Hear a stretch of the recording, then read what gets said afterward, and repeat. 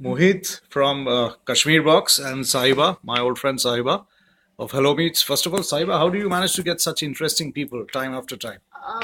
Because I'm friends with lots of people. I keep making friends. Even if I'm at a Okay, airport lounge, I right. make sure that I say hi to the next person. Okay. So you have these wonderful little workshops which are written about where people come hang out with uh, fun founders, entrepreneurs, etc. Get to meet interesting people, as the name suggests, hello meets. So Yeah. you've done a fantastic job, I mean, and keep it up. I'm very Thank you so inspired much. by Thank you so what you're much. doing, right? So Mohit, you're from Kashmir Box, and man, I was completely blown away by your story over the last two hours. So without kind of giving a long preface to what you do, why don't you kind of tell us what Kashmir Box is about to start with? So, to start with, I don't think we have done anything that blows people away, but Hmm. we have just built a small platform Right. from a place like Kashmir, a platform wherein we give artisans, craftsmen, and farmers of Kashmir an access to sell globally. Hmm. It started off with an e-commerce venture Hmm. wherein we started a website called KashmirBox.com. Hmm. But then slowly we understood and realized that building just an e-commerce solution was not the solution that the industry required. Hmm. When we started researching on the whole model Yeah. and the whole industry, we found out that there is a lot of issue both on the supplier as well as on the consumer end. And while we were doing this research, we came to a realization that one, it is not an option. We Hmm. don't have to take it as a business. It is a responsibility because if we let it be like the way it is, in some years we are going to see every craft of Kashmir die, like some of them which have already died. The second thing was that just building an e-commerce website and selling stuff will not help the industry, Hmm. but then building a whole ecosystem around all this art, all this craft, and all this produce of Kashmir wood. Hmm. So we started partnering with a lot of artisans, a lot of craftsmen, a lot of creative small-time entrepreneurs also, and help them build their online presence, Right. help them catalog their products. We became an enabling platform, so we took care of everything for them. Logistics, we took care of them, the payment, the international payments, also connecting them to small-time boutique shops Hmm. and certain brands they Hmm. would want to partner with, who would give them portfolio business and at the same time ensure that they learn from the Hmm. experiences of these boutiques. Because Hmm. when you intend to build a brand, you either invest a lot in the R&D or Hmm. you work with someone who can actually make you earn money while doing it. You Hmm. know, so that is where we focused. So in the last 5 years, very happy with the journey that we have done. Now the whole idea is to start replicating our success story, which is there in Kashmir, to other geographies of India and Hmm. also certain other geographies in the world like Bangladesh and other places wherein a lot of child labor and other labor is forced on people wherein they're not even enough. They're not even earning enough for their sustenance. Hmm. Hmm. So looking forward to that journey and let's hope we do good. So what you're saying is yours is not just the typical marketplace kind of thing. Yeah. You actually partner your, these artisans, and you Mhm. help them kind of come out of the shell. Sure. Give them a global market. 30 countries, I think you sell Yeah. in, right? Yeah. Sure. And I found your experience so rich, such a rich story, which is what really blew me away. I'm sure you're very successful from a numbers point of view, but your experience, your journey kind of is so rich. It's amazing. I've rarely heard this kind of amazing richness, come across this amazing richness before. So as you were saying, initially it took a lot of time for you to get these guys to trust you. You Yes. spent a lot of time, Sure. and I found it very interesting that your initially you were a internet on a bus kind of thing. So you used to Yeah. take a bus to these different artisans, pick up their stuff, come back to office, then take another bus and go over to the courier company and so on. So how did you sort of start building the trust, and trust not just between with artisans, but you also took a long time to explain the kind of trust that you built with your customers. Agreed. So how does, and you mentioned the word heart a lot, Yeah. at the heart of your company. So tell us a little bit about that. Okay, well, I mean, to start with, I would say, the best of solutions come from the worst of places. Hmm. because in places like these, there are no options. You know, you have to do stuff. And if you don't do stuff, you're looking at a sector, you're looking at a community dying, which in itself is something that would be a disaster.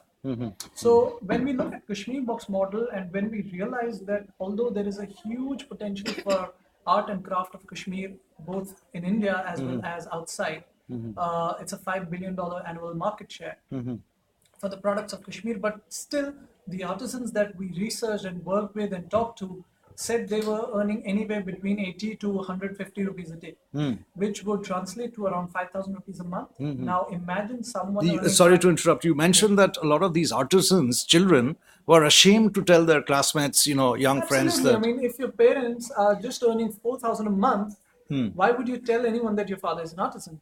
In fact, instead of being an artisan, if you would go out and work as a daily laborer, doing a menial stuff, you would earn 450 rupees a day, which translates to around 13 to 15,000 a month. Now, was it, a good thing for an artisan to be an artisan today, or to be someone who just is a laborer?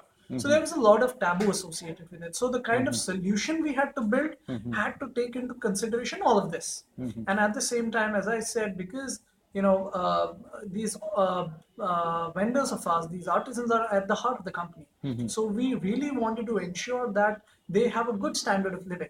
And not just building an e-commerce venture, but also a business ecosystem that ensures that one, they get portfolio business, which sometimes what happens is if an artisan is not working for 5 days, it is a matter of survival.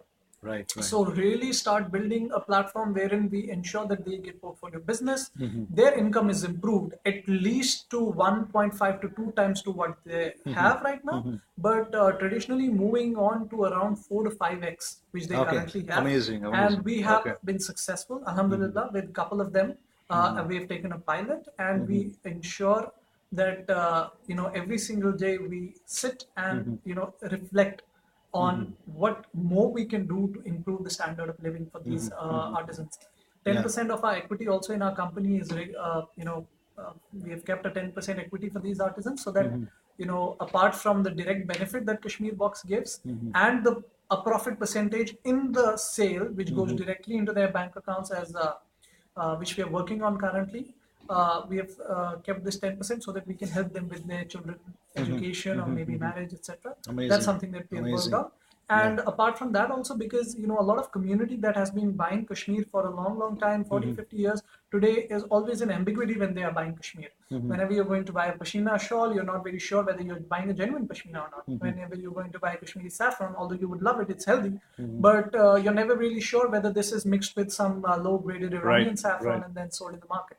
So that is something we focused on, and it worked out really well for us. Yeah, you mentioned, there's such very strict quality, transparency standards, and I believe you're offline also. You sell for Anthropology, for example.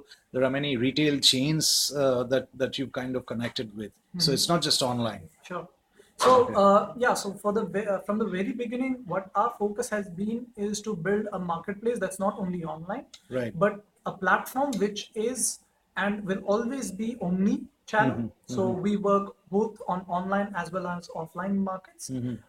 We have certain players who work with us together, wherein we do the production of these guys, big time retail chains.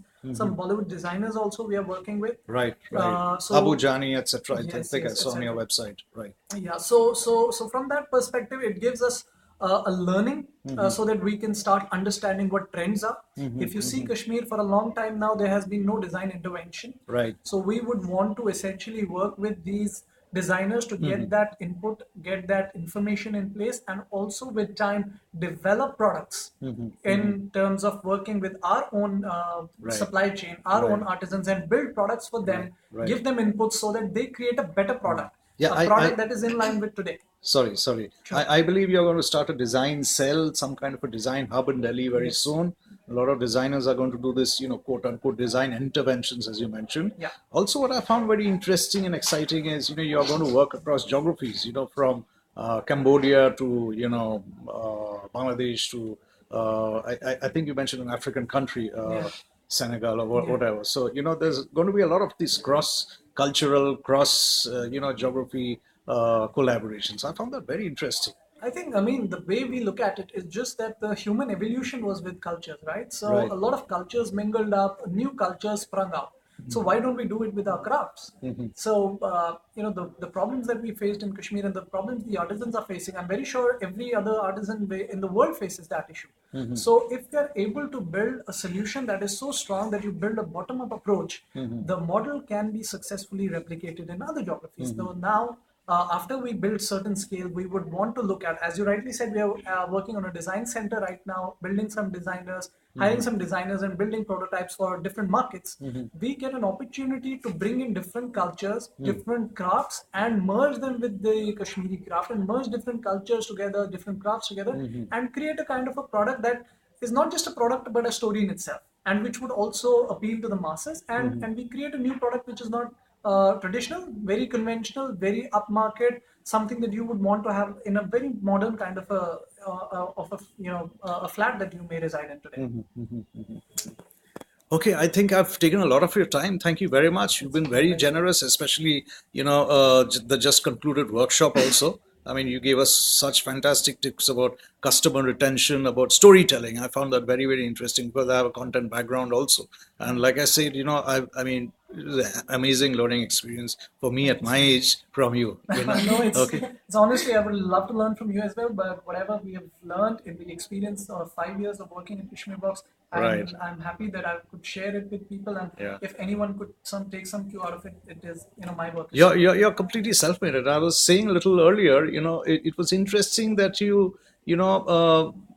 kind of started off in a very isolated kind of corner without any quote unquote mentors, without any quote unquote startup summits and seminars to go to. Yeah. You just had to learn from yourself. You made your own mistakes. So I think that's an amazingly rich kind of experience which people don't honestly, get. I think I'm happy that it happened because we mostly stayed away from all the limelight with the startups happening in other places in this country.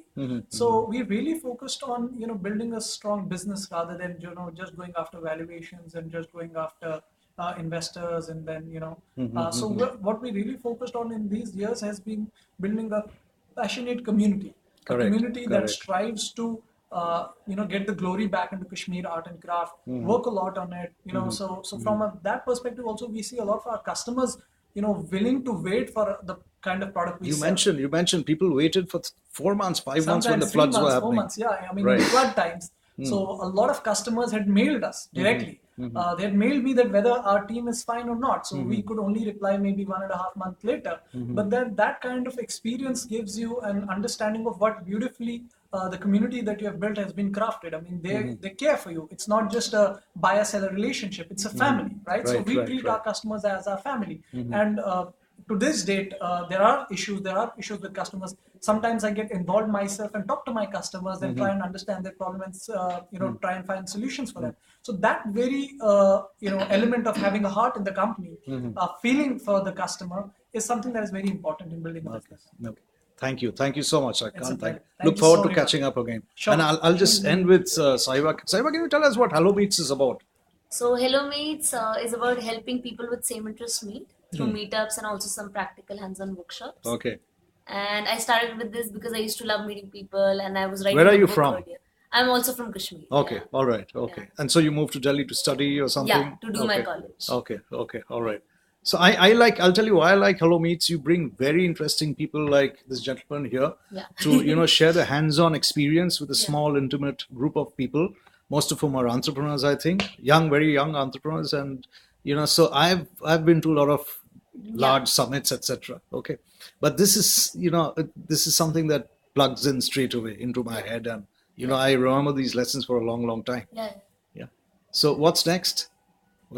Next is a LinkedIn marketing and a PR for startups. PR workshop for next startups. weekend, Okay. yeah. Okay. We Wonderful. also have an event this weekday on Wednesday. It's a breakfast with investors. The Chayos thing. At huh? Chayos.